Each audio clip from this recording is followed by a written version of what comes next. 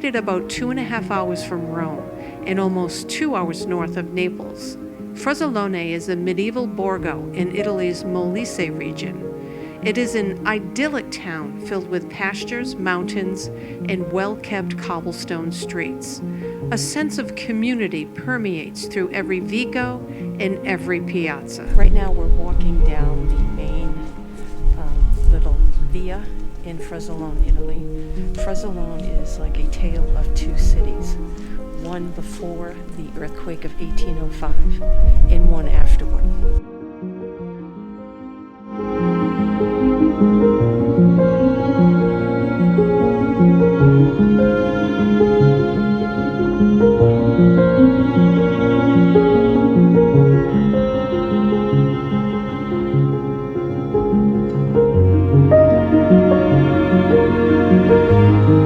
It's difficult to imagine that this picturesque town was utterly destroyed by a magnitude 6.6 earthquake.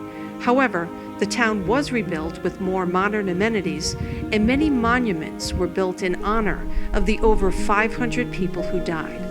One of these monuments is the Fontana dell'Immacolata, or the Fountain of the Immaculate Conception. It's located in the center of town at the entrance to the roundabout. Also, in the 19th century, it probably was used as a wash basin for women in the village to wash their clothes. One of these women could have been my great-grandmother. My great-grandparents were born here in the 1870s and 1880s. My great-grandfather Laborio was born in the Acquavive frazione of Frosolone. He immigrated to the United States in 1899 aboard the SS Patria. He was 16 years old.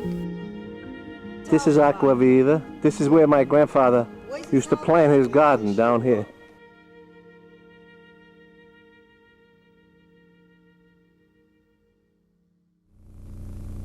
His wife Nicolina came here with her mother and siblings in 1901 when she was 11. They sailed from Naples aboard the SS Scotia. She was born in the old town of Frosolone in one of the vicos, or alleyways.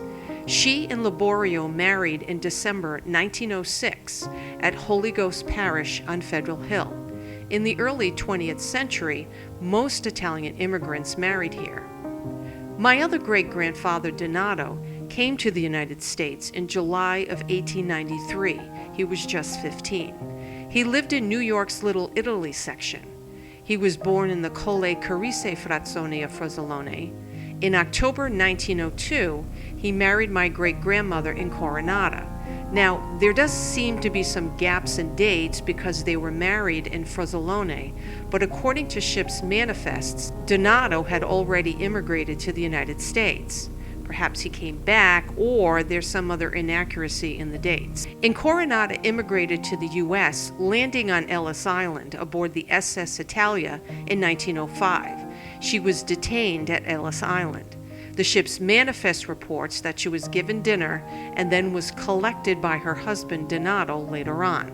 The ship's manifest reports that in Coronata sailed with her 15-year-old brother Antonio, whose final destination was Fairmont, West Virginia. Many of the men who left this area in the late 19th century, early 20th century went to West Virginia to work in the coal mines. Behind me is a plaque to commemorate their deaths in one of the largest mining disasters in American history. Frosolone's main industry at one time was the manufacturing of knives. In fact, the town pays tribute to its artisan roots with the Museum of Cutting Tools. The colonial knife of Providence was founded by Apolontonio, who was born here in Frosolone. As typical with most towns in Italy, faith and religion play a large role in the community. Frosolone is no different. Church of Santa Maria Assunta is built at the highest point in the town. Local legend says that the bells have the purest sound because the metal used in their construction was donated from the personal jewelry collections from the women of Frosolone. Church of St. Peter the Apostle was completely demolished in the earthquake of 1805. It originally was located at the Largo Vittoria.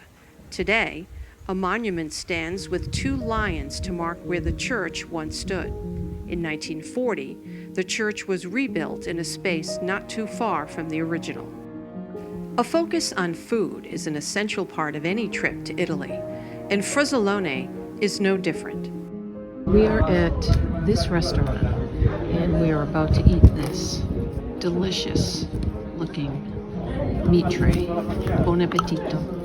What do you have, Paige? Melanzane parmesan. Okay, I want you to try it and describe it. Describe it. Homemade. Homemade. We would call that Fresh products. fresh products. Good eggplant and good cheese. We would call this moulignon. And then Artie, what do you have? I have a ravioli Yeah. that has some type of meatball or meat in it. Mm. Homemade ravioli. Yep. Delicious, delicious sauce. Nice. Delicious. Now we're on our way to Acquavive in Calle Carise. So Acquavive is where my great-grandfather was born, Laborio Mainelli, and Calle Carise is where both Donato and Incoronata were born. And I'm going to try and see if I can find the houses. I have the addresses, so I want to see if I can find the houses. Calle Carise maintains a very provincial rural character. It's mostly fallow farmland and weathered buildings. We drove down the road, which seemed more like an old cow path. Unfortunately, the houses didn't seem to have numbers, so I was unable to pinpoint where my great-grandparents lived. Also, there's no certainty that numbers from the 19th century translate to the 21st. We then traveled about 2 miles down the road to Acquavive, where my other great-grandfather was born. Behind me is the Frosolone Acquavive, where my great-grandfather Mainelli was born. Acquavive today is a quaint cobblestone village with brightly colored homes resembling those along the Italian Riviera, a stark contrast to the early 1950s when my uncle visited. Post-war Acquavive was a very primitive-looking village with dirt roads and dilapidated buildings. In the 1990s, Acquavive started to recover its rural character. The same could be said for Frosolone, especially in the 1950s.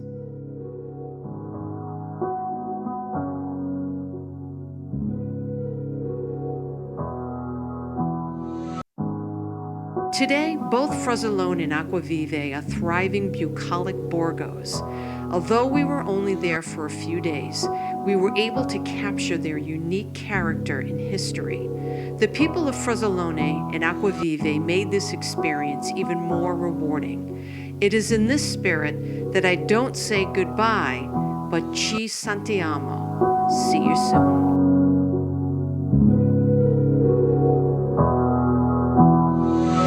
Never could have been thinking I would know what the future bring. All the highs and lows, said I'm gonna win, though the world might spin. Now I'm sitting here like I'm no one.